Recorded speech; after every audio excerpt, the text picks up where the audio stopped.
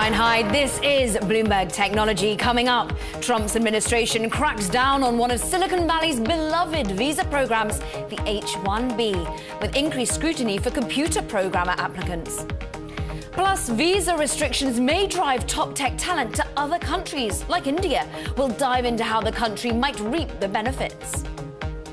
And Tesla stock surges to a new all-time high after the automaker's delivery figures show it's on track to meet Elon Musk's ambitious year-end goals. First to our lead, and the annual lottery process that companies use to bring foreign technology workers to the United States has opened for next year's slots. H-1B visas are commonly used by major tech companies here in Silicon Valley to help secure the best and brightest talent from around the world. But critics of the program, including President Trump, say the visas allow companies to bring in lower-paid foreign workers.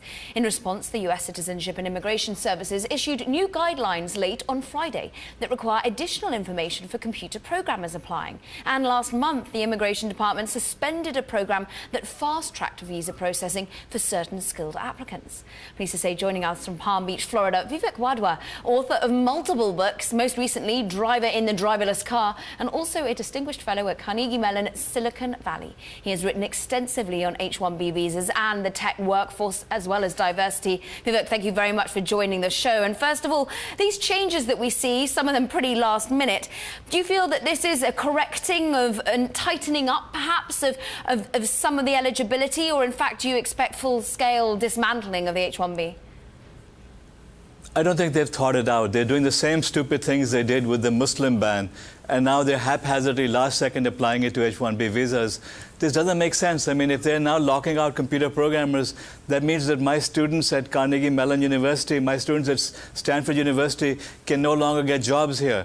I mean, why do we want to lose these brilliant kids? I mean, they're going to go back to their home countries, and it's going to hurt us. It's going to benefit the rest of the world. You were just looking now that the average salary, say, for these high-demand H-1B visas was $72,000. Many have felt that maybe this is what needs to be driven up higher to ensure that this isn't about getting cheaper tech talent in, but the more educated and better tech talent into the United States. Would you agree that H-1B could be changed? How would you advocate it being changed? The H-1B visa is a flawed visa, but the problem is the next step, the green card. Because what happens is that when people have applied for permanent resident visas, they're now stuck in this H-1B visa loop. The easiest fix to the immigration problem, this issue about declining salaries, is to untether the visa from the company. In other words, if a company hires someone on an H-1B visa and they get someone offering them a higher salary, then they can leave and continue over there. That would fix the problem in one fell swoop. Why don't we do that? See, this way there's no cheap labor anymore. So it's more about the green card that needs to be fixed. Vivek, you've written at length, I mean, your book, The Immigrant Exodus, Why America is Losing the Global Race to Capture Entrepreneurial Talent. That was at the very heart of this, was the fact that people come to the United States, educate themselves, and then, in fact, are driven home. Is India, is China, where is benefiting, do you think, in fact, from a potential brain drain that's going on? You know, one way of measuring this is to look at the number of unicorns, these billion-dollar companies we get excited about. Go back 15 or 20 years, the only ones that existed were in America, more or less. Now you have about 100 of them in China and India, and we have 80 or 90 in the United States. So basically, we're losing our advantage. I mean, we're losing our ability to build innovative companies because we're losing the talent. This is just a lose-lose. It's a brain-dead strategy, frankly. I mean, have you done the research to show that those that are being built in China and India are being built by US-educated tech talent? Or could this be just the way that developing nations go, and indeed Europe playing catch-up? They see what Silicon Valley has built and they want to do it themselves too. No, I actually researched it. I looked at the backgrounds of the managers of these companies, and practically every company has returnees in their management teams, which means that we educated them, we trained them up, and then we told them to go bye-bye and compete with us.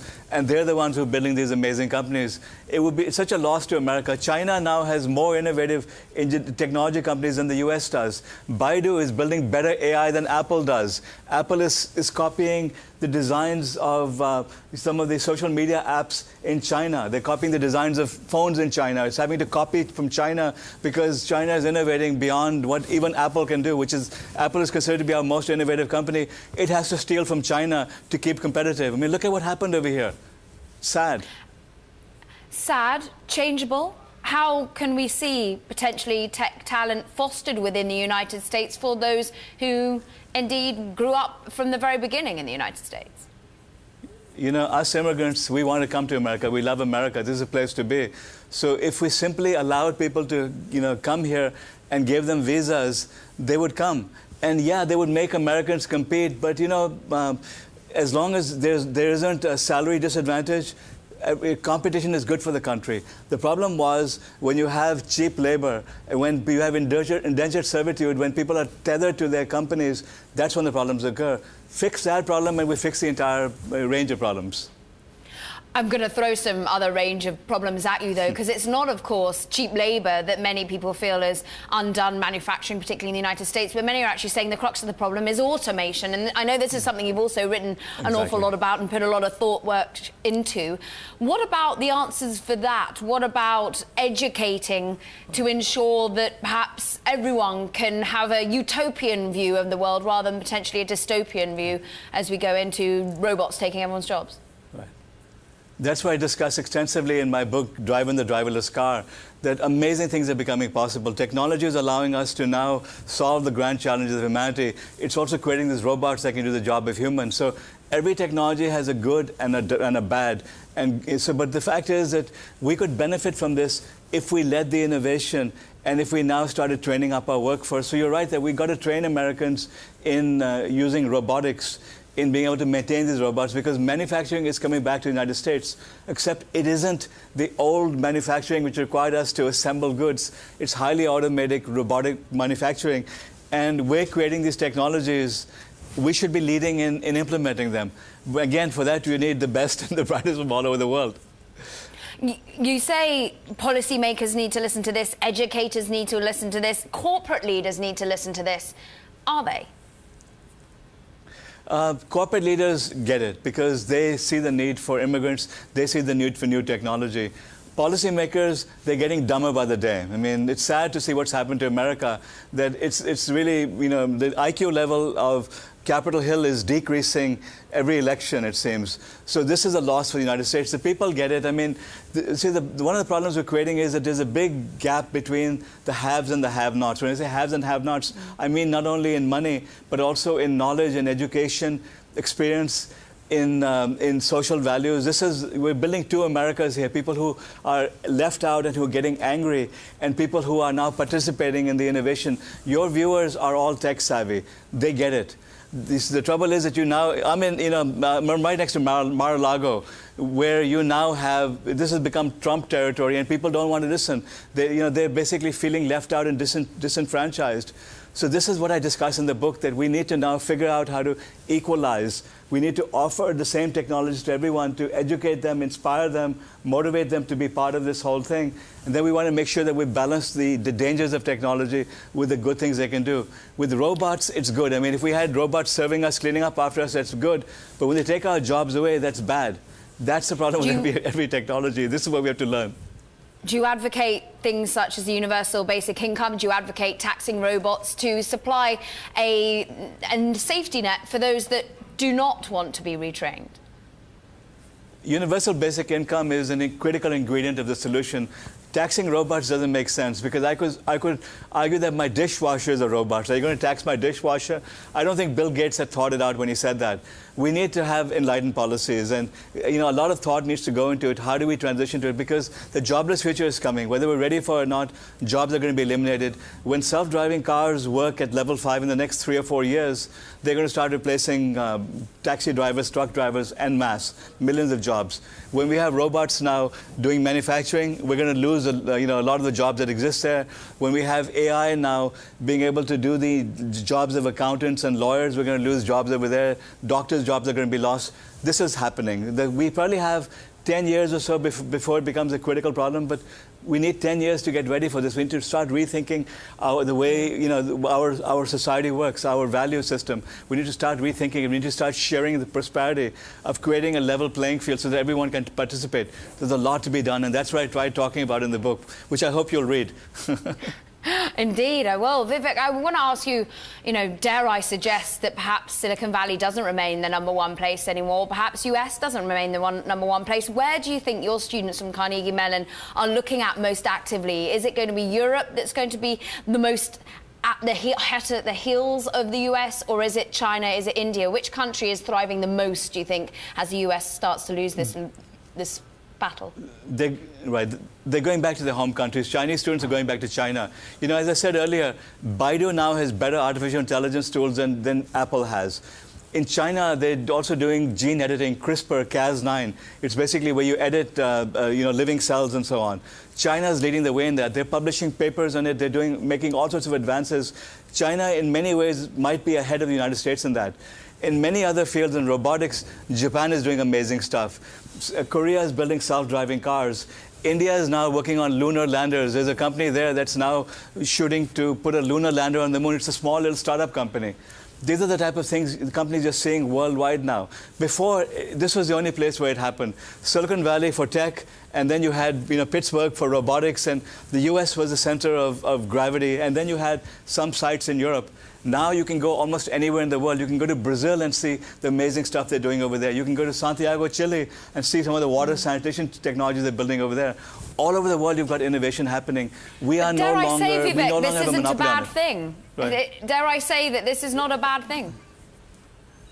It's not a bad thing for the people of the world. And we're 5% of the world's population, so the world wins and we lose. But if you look at the rhetoric now, getting back to where we started from, you've got the US government saying, hey, by closing the doors, we're going to make America great again.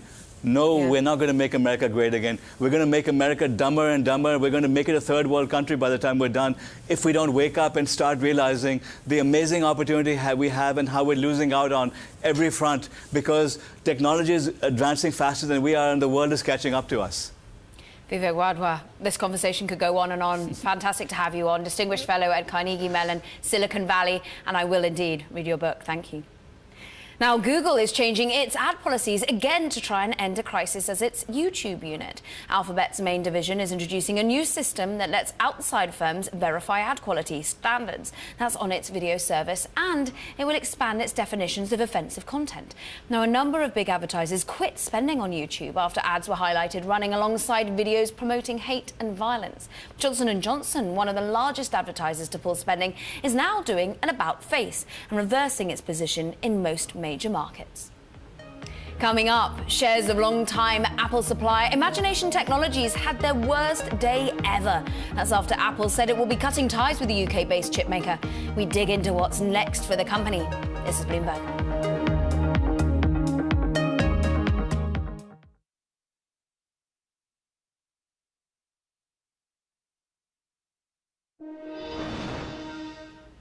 Now, since the US election last year, criticism over fake news has reached fever pitch. Now a new initiative is being launched to combat declining trust in the news media and advance news literacy. The $14 million program is being run by the Cooney Graduate School of Journalism and is funded by Facebook, Mozilla and Craigslist founder Craig Newmark and other academic as well as tech leaders. The group is called the News Integrity Initiative, and it plans to back applied research as well as hold meetings with industry experts. Now, the UK tech company Imagination Technologies is feeling the pain. On Monday, the chip designer announced that Apple, its biggest customer, would no longer be using its graphics technology within the next 2 years. The news sent Imagination's shares down more than 70% at one point. Apple is Imagination's largest buyer, providing just over half its revenue. Joining us now to discuss is Bloomberg Technologies' Alex Webb, who covers all things Apple. And I'm looking on my Bloomberg terminal right now, Alex, at the supply chain, great little function, SPLC, of Imagination Tech. And I can see Apple provided more than 50% of revenue. This is why we saw such a phenomenal move in the shares. Yes, it's what they talk about in the US is the Walmart effect, that a Walmart contract can make or break a company. It's the same deal for a lot of people in the electronic supply chain. If you get the big contract from Apple to get into the iPhone, on one level, that's fantastic news. It's, in some ways, you could say it's made Imagination Technologies over the past decade or so. But on the flip side, the moment Apple decides to take that contract away, you're in a bit of a pickle. So bang, your market cap falls by £500 million in one day like that. Biggest move ever. But what's interesting is, as your stories have been reporting, Apple is also a loser from this because it's one of the biggest shareholders of Imagination Technology. This is a complex relationship. I mean, Apple is a loser from this in the sense it is, I think, the third biggest shareholder in Imagination. On the flip side, $500 million for Apple, on its books is very small compared to the entire size of the company. It's a $750 billion company. I think that's the current valuation. So clearly there's a bit of pain, but equally it's securing its supply chain. So if that means that then the margins that it can boost or generate from its phones are increased significantly, then that £500 million, or if it's not $500 million that Apple might have lost, but the money that Apple would have seen in the depreciation of the stock can be made up very easily elsewhere. And so they can start making their own chips, as have been flagged.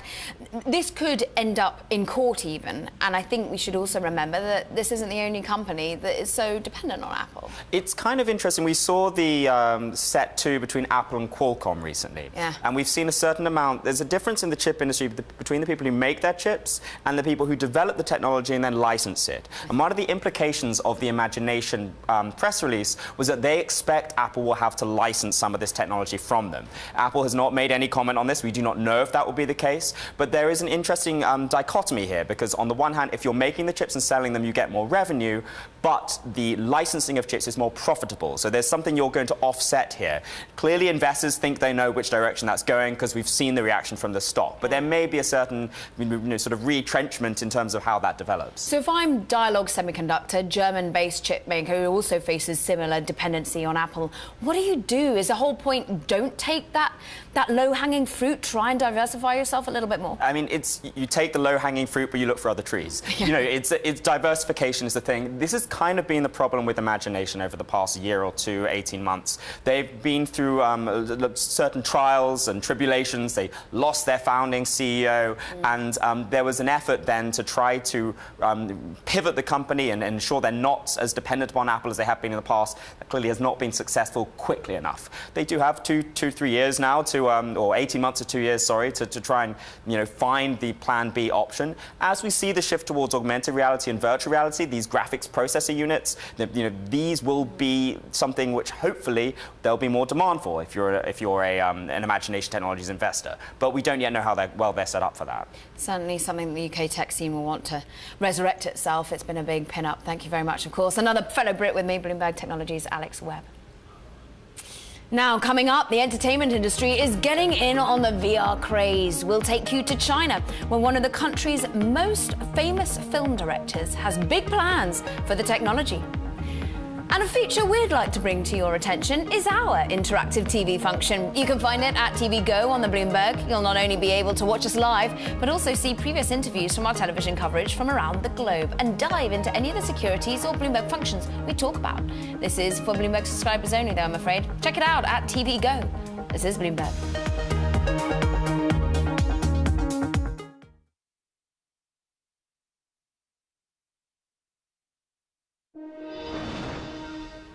Virtual reality is catching on in China, so much so that the country is opening its first VR theme park, spearheaded by one of its most famous movie directors. Bloomberg's Stephen Engel geared up for an exclusive first-hand experience from Beijing. Watch your back all the time, okay? It's virtually impossible not to see the potential of virtual reality when one's geared up like a video game goon immersed in a deep space killing spree. It's like a combination of a movie and a game experience. And all you're really doing is walking around a barren, foam-padded basement. All right, this is freaky. The So Real VR venture is co-founded by one of China's most renowned film visionaries, Zhang Yimou, who may transform some of his most iconic silver screen work into VR. For me, as a movie director, this technology is significant. You can be very imaginative. It's not flat. You can see color in 360 degrees. You can even interact with it. It opens up a whole new world. So Real wants to open up a whole new industry of VR theme parks around China. This 10,000 square foot venue in a Beijing shopping mall is a pilot project to a larger theme park to be built this year in Jiangxi province. So Real wants to become the Universal Studios of China. Why Universal Studios? Because it's backed by a wealth of intellectual property. IDC says Chinese VR unit shipments will grow six-fold this year from last, surpassing the U.S. to be the world #1 market by 2019, as many of China's smartphone makers roll out their own VR devices. But this year is pivotal. IDC says a shakeout is already happening as venture capital shifts to content providers away from the many initial equipment makers. Wow, that is a whole nother world down the rabbit hole. Beijing startup Leke VR doesn't want to be one of those left for dead. It's developing its own games and plans to have 10,000 VR arcades across China by year's end. The biggest challenge is we don't have good enough content to get repeat customers. People will play our games for 10 to 20 minutes tops, but not half a day or even longer. 4-year-old Noitam, or Motion spelled backwards, says VR right now is perhaps best suited for B2B applications by companies that can afford it. When this technology become more mature, and there are a lot of applications over there, and then people can start to do cost down, make it smaller, cheaper. The VR industry is eager for a breakthrough, but those investors who left because of the bottlenecks will all swarm back. When everyone wants to be in VR, it'll be too late. Those who start first win. Unless, of course, the virtual space zombies get them first. Oh, one more, huh? Okay, bye. Boom. Dead. Stephen Engel, Bloomberg News, Beijing. All the fun. Now coming up, future visa restrictions could drive top tech talent to other countries, including India. And this week, we'll be digging into the country's growing tech landscape and how it could benefit from the US visa reform. This is Bloomberg.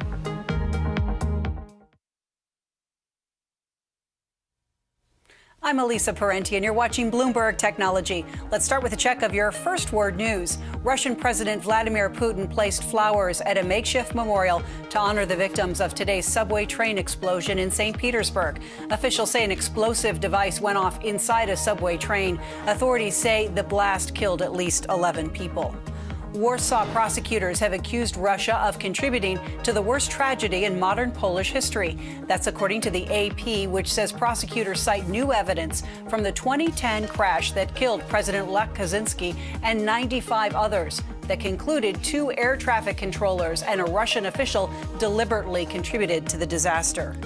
Search and rescue workers are trying to locate and remove bodies of people who died in Colombia's river overflow and mudslide last week. At least 43 children were among the dead. The National Disaster Management Agency says the official death toll is more than 260. Spain's foreign minister and the UK's Brexit secretary met today over simmering tensions about the future of Gibraltar. That's after Spain insisted it hold a veto over any Brexit negotiations involving the British territory. It was handed over by Spain in the early 1700s. Scottish leader Nicola Sturgeon says the UK's refusal to negotiate a date for another independence referendum is untenable. She says the will of the Scottish Parliament must be respected. The UK says a referendum is not up for discussion while the Brexit process is ongoing. Global news 24 hours a day, powered by more than 2,600 journalists and analysts in more than 120 countries. I'm Elisa Parenti. This is Bloomberg. It's just after 5:30 p.m. Monday here in New York. Already 7:30 Tuesday morning in Sydney. I'm joined by Bloomberg's Paul Allen with a look at the markets. Good morning, Paul. Good morning, Elisa. Well, normally I'd start us off in New Zealand, but daylight savings ended in this part of the world, so that market not due to open for another 30 minutes. When the ASX opens in about 2.5 hours' time, we're expecting things to be a little weaker here following the US lower. We're drifting ever steadily away from that 5,900 point barrier here on the ASX. Things to watch today. February trade balance is expected to come in stronger at $1.9 billion. That's thanks to a resurgent iron ore price in that month. And the Reserve Bank of Australia board meets today. All 29 economists surveyed expect the cash rate to stay on hold at 1.5%. Over in Japan, Nikkei futures looking mixed. Keep an eye on SoftBank today. It's aiming to close the first round of investments in its $100 billion vision fund that will make Masayoshi Son one of the most powerful men in tech. I'm Paul Allen in Sydney. More from Bloomberg Technology next.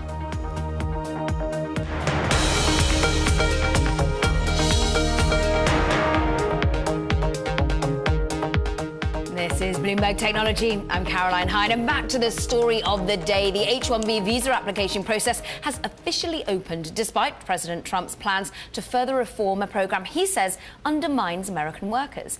Joining us now from New York is Anurag Rana of Bloomberg Intelligence. And I want to dig into some of the rather hasty changes made on Friday, it would seem, trying to make it a little bit more tough to get in your computer programmers. It is entry-level computer programmers that are going to be sort of assessed that little bit more, have to vindicate their roles that much more. But are you expecting this still to be oversubscribed?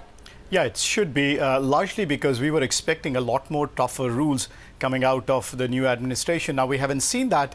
And, without knowing what can come in the future, I would expect a lot of technology companies will use this window to file for as many H-1s as they can. 85,000 being the cap could get even faster than the 4 days that we saw this time last year. But give us a sense of what you're expecting in terms of those tougher rules, because there's been much talk about minimum wages being risen or trying to basically put off perhaps the misuse of H-1B visa.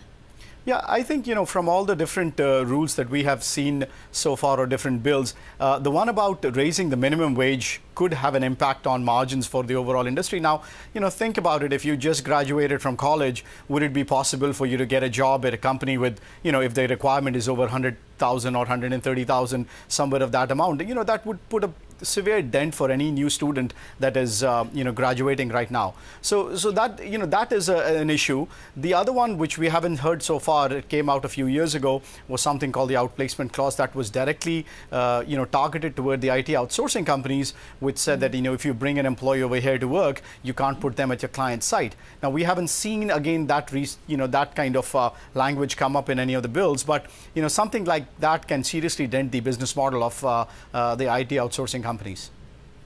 It's something we'll be digging into much more with you, I'm sure. Bloomberg Intelligence's Anurag Rana, thank you very much for your expert insight there. And sticking with the H-1B visas, it was mentioned earlier that, of course, requirements for companies looking to hire foreign talent have gone largely unchanged. And while those wholesale changes may wait another year, President Trump continues to be an advocate to reform the H-1B visa program. Ultimately, the US may hurt from future restrictions, and other countries could reap the benefits. One of these countries could well be India. This week, we will be digging into the current landscape of India's tech scene. Joining us now with expert analysis, Nexus co-founder and managing director Nareen Gupta. Nexus Venture Partners has a heavy track record of investing in India. More than a decade or two that you've now been in Mumbai and Bangalore?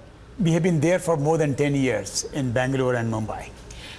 What, therefore, are you expecting could happen? Are you already seeing that the tech talent, perhaps being able to come here and be educated, isn't able to remain in the country? Is India already benefiting from perhaps the brain drain that's going back to the countries from which these educated are coming? Yeah, India is benefiting greatly from so-called the reverse brain drain.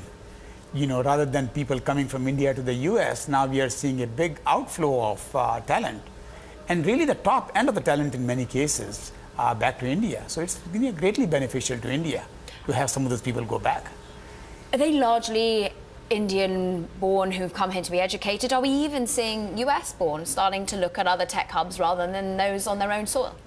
Mostly it is people who were born in India, went to school in India and the US, worked in the US for a few years, maybe for Apple or Google or some big company or maybe even a startup. And then they want to go back to India, and the opportunities there might be better for them.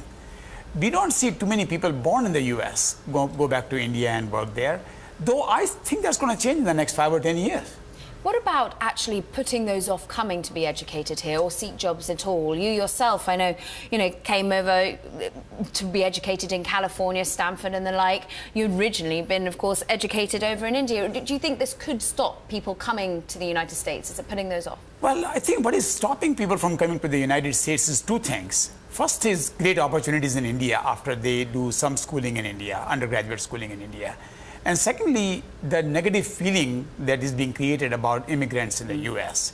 So people are saying, well, is it really worthwhile to be in the US? The PR is already hurting, you think? PR is hurting big time. And I think it's going to continue to hurt in a very major way long term. Let's be optimistic. Let's look at the silver lining for India that these clouds of perhaps bad PR and concern about immigration here in the US have. Where are the opportunities? You've already got a multitude of portfolio companies in India. Which areas, which sectors are really being hot there? Well, technology has been very hot in India. technology has been, if you look at the Silicon Valley startups, about 40% of startups have Indian founders. And today, technology is global in nature. So whether you are based in Silicon Valley or you are based in Mumbai or you are based in Beijing, there really isn't much difference in what you are able to do. Today, Bill Gates could have started his company in Sao Paulo for that matter. How does it really matter? Because you are distributing globally in any case. So I think that's something we have to keep in mind in the country, that the entrepreneurs are very mobile. They can do anything anywhere. And I think that's what might hurt. So we in the US need to create a very attractive environment for startups, no matter where the people are from. Are you starting to see perhaps the companies? I spoke with the Adobe chief executive a couple of weeks ago, and he said, we will go where the talent is. Right. Will we start to see Apple, Microsoft, more and more satellites being set up in countries such as India and China so that they can ensure they harness the right tech talent, even if they remain there? But they are doing that already in a very major way. Adobe has a few thousand employees. Microsoft has upward of 10,000 employees. IBM has more employees in India than anywhere else except the US. And maybe that we have crossed the US number also. I think it is the right thing for companies to do. But I want the US to stay the technology leader. Why? Because I think we are able to carry that. There is financing here, there is an infrastructure here, there is a culture here that can promote that technology in a big way. And I think if we lose the lead, the world is going to be a loser. So it's incumbent upon us to keep US at the forefront. What's interesting is we've seen some deep pockets from China going into Indian startups. Are you feeling the heat as a VC who's wanting to put money to work in Indian startups? Are you feeling yet more competition coming not only from US VCs, Sequoia has an arm in India, but also China? Well, China, yes, we feel a competition from them, and competition I think is good for us. They are both our partners and our competitors. So I would say net it is a positive. It's a positive because they can fund companies in bigger ways than we can. They can also help us understand the Chinese and the other global markets. So I would say overall Chinese coming into India is a plus. We'll see how the competition commences. It's been wonderful having you on. Thank you very much indeed. We hope to, of course, speak to you again. Next is co-founder and managing director Naren Gupta. Thank you for your time. Thank you, Caroline. Now, developing story, Verizon will introduce a new division called Oath this summer. This is around the same time the telecommunication giant expects to close its deal to combine with AOL's unit, Yahoo's internet assets. AOL CEO Tim Armstrong announced the news on Twitter, saying the new unit will oversee more than 20 brands reaching more than 1 billion consumers. Verizon is buying Yahoo's assets for about $4.48 billion to expand beyond a maturing wireless and landline business into mobile media and advertising ventures. Now, coming up, it was a banner quarter for Tesla. The company's market cap has now eclipsed one of the biggest American automotive institutions. The details next. This is Bloomberg.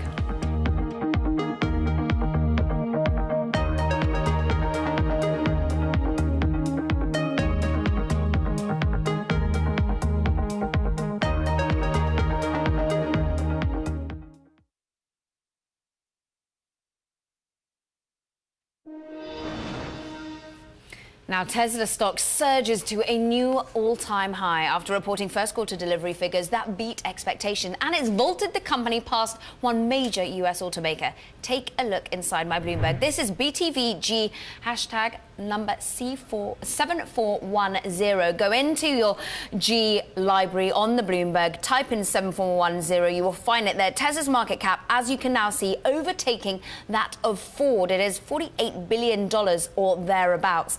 So clearly, this is a monumental moment for the company. David Welch is the Detroit bureau chief from Bloomberg News and joins us with more. And David, how monumental should we be looking at this? Because the Q1 deliveries, yes, they're strong. Yes, they're showing that maybe these hefty targets for the first half can be met. Is it all about optimism to do with the Model 3? That's really what's going on here. Is the sales were good. They weren't fabulous. They were just good. And it's a sign that the brand is still strong and even the older models can sell, which bodes pretty well for the Model 3 as it's going to come out later this year. But what we really have, because we're also talking about Ford in this, there's sort of an inflection point here, which is that any reason investors can see to sell conventional auto stocks, they do. March sales were down 1.6%. Not a terrible month, especially considering last year was a record year. But there was a big sell-off, even with car dealers like AutoNation.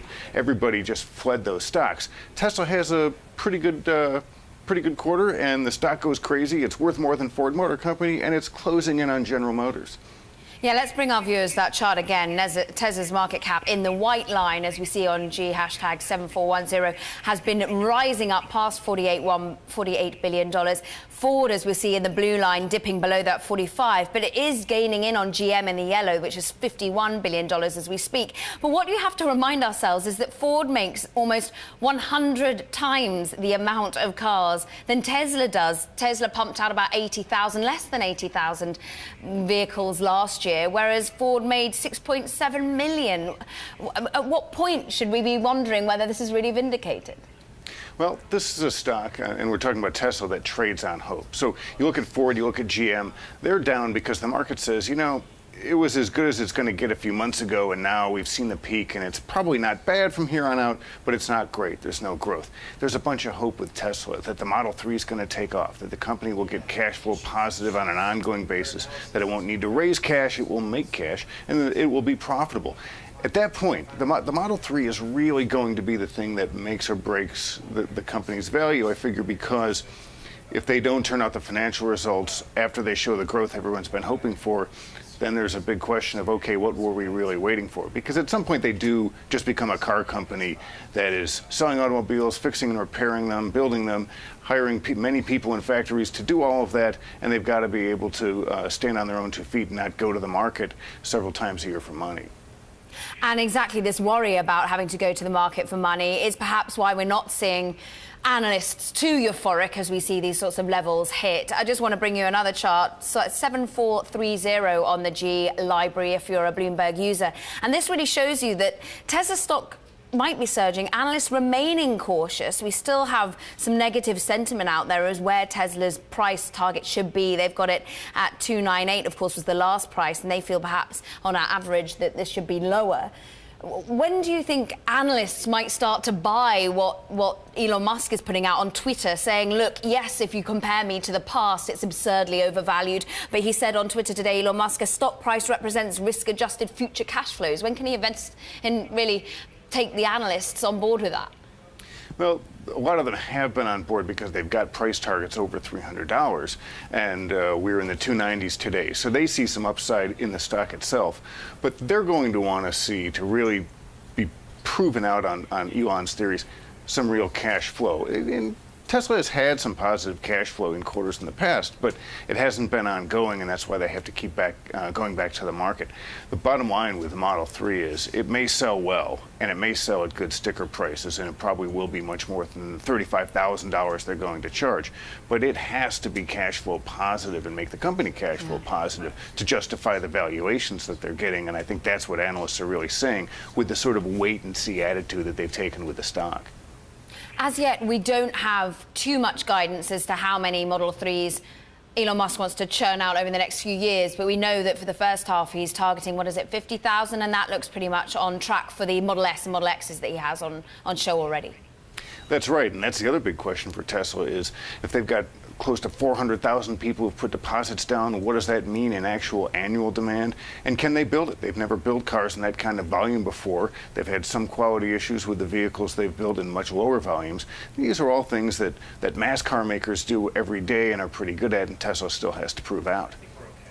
Certainly does, and with analysts 8 saying buy, still 6 saying sold. We'll see how the shares waver, but certainly surpassing Ford, it was a big day. David Welsh, Detroit Bureau Chief at Bloomberg News, thank you very much for that insight.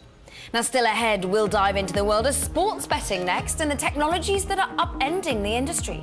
This is Bloomberg.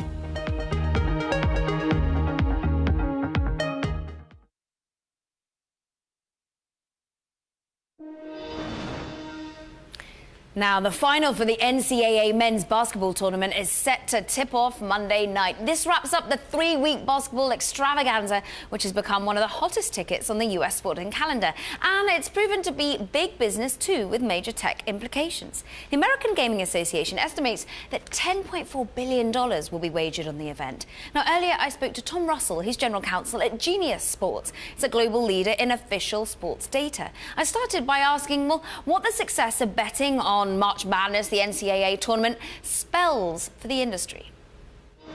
We're certainly interested as a company that works extensively in sports betting. I think what's interesting about the amount of money that we're seeing moving on March Madness is that it remains to be moving on unregulated markets because, just to give you some context here, betting remains unregulated in the United States outside a few examples, including Nevada. So most of the money that is being bet offshore, on offshore websites, which means that money's moving outside of the United States. And that raises a number of interesting questions, particularly for sport, because sports can't always tell where that money is being placed and how it's being placed. And that's obviously very different to the market in the United Kingdom, where sports betting is regulated and measured by the government. When we're seeing it move offshore, a lot of it is, of course, online gaming that we're seeing. How much more predominant is the online betting scene becoming? Well, obviously, online gambling has grown hugely in the last few years. And that's partly led by the new technology that allows in-game betting, which is very big in Europe and something that we at Genius Sports work extensively in. What in-game betting does is drives a huge demand for data, and we at Genius Sports have developed an innovative data product whereby we can measure betting on sport. Of course, the only way that you can actually have very accurate betting of monitoring on sport and the amount of money that's moving on it is where you have regulation and transparency, which is something we're yet to see in the United States. Data. The more data we have, the more computers, algorithms can be starting to play this as well. Maybe not everyone out there is a human that's placing their bets, but are we starting to see computers at work? Are we starting to see artificial intelligence play its way as well? Absolutely. I mean, we at Genius Sports have a product where we measure what the betting markets, what we expect the betting markets to be doing in line with the algorithms that are proprietary to Genius Sports, and we measure those against, in real time, on a second-by-second basis, what the actual betting markets are doing. And what that really importantly allows sports to do is be able to see where there is unusual activity on the betting. So we can identify in real time where the betting activity is deviating from the algorithm of what we expect, and that means that sports have a very accurate view of where there may be potential issues on their betting markets.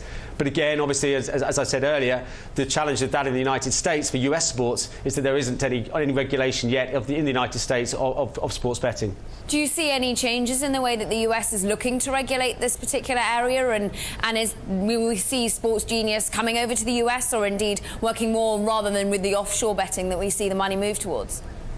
Sure. I mean, we are in conversations regularly with the US sports, and I think it's something that they're looking at constantly. The NBA commissioner has recently been quoted as saying that he thought some form of betting regulation was inevitable, and other sports commissioners have also made certain pronouncements that they think that maybe the wind is changing in the United States. But this isn't something that's going to happen tomorrow. I mean, it's going to take time. But as far as we at Genius Sports are concerned, we see ourselves as an advisor to the sports industry, really, and we can take the experience that we have in Europe and in the United Kingdom with a properly regulated market, and we work with a lot of the large sports leagues in Europe as well, including the Premier League. So we can use that experience to help US sports understand how they can best benefit from a betting regulated market. Tom, paint the picture for us of 5-10 years' time in gaming online and sports gaming and betting in particular. How much of it will be dominated by the algorithms, the computers, the engineers who set up certain ways and means of making money, or how much will it still be the human wanting to place a bit of money to make things more exciting? Sure. I mean, the majority of sports betting in Europe and the United Kingdom, to use the example of which we are expert, if you like, is it still people betting as a legitimate leisure activity. It's still mostly people wanting to enjoy the experience of betting on sport, and I see that continuing in the United States as well. I mean, I think it's very hard to predict in 5 years what the technology will look like. But as far as sports are concerned, we are explaining to them that this is a potential opportunity to increase fan engagement. But vitally, it has to be for the benefit of sport. So sport has to be the centre of any regulatory solution. But it has to be betting that is done to protect the integrity of sport. That was Genius Sports General Counsel Tom Russell. Now that does it for this edition of Bloomberg Technology. We'll continue our focus of tech investment out of India on Tuesday's show and speak with Brian Nieder, his partner at Lead Edge Capital. This is Bloomberg.